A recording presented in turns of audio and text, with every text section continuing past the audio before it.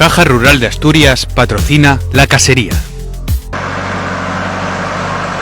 Buenos collacios, ¿qué tal? Güey, vamos a hacer algo con el tractor, vamos a ir por un rollo.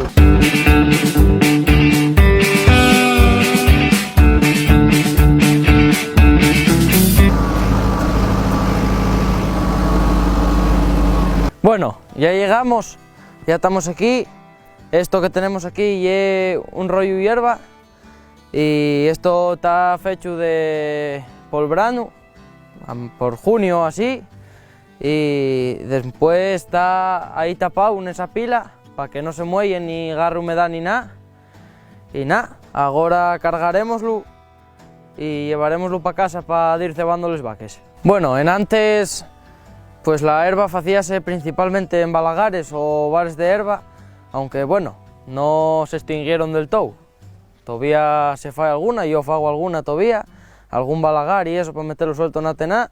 Después llegaron los fardos y bueno, y es también mucho más cómodo, y acarrearlos a mano y eso, y es más cómodo, sobre todo para si tienes que llevar un caso puntual, sin falta a lo mejor no necesites ni tractor ni nada.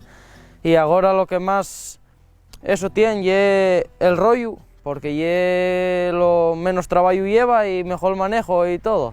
Aunque bueno, fardos yo también sigo haciendo muchos todavía y rollos también se faen, pero bueno.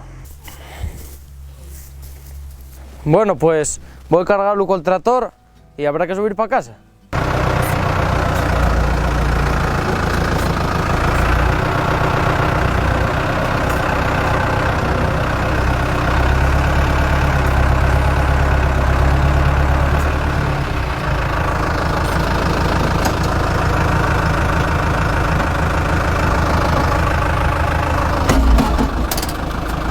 Bueno, pues ahora ya lo tenemos pinchado y nada, vamos a ir tirando con él.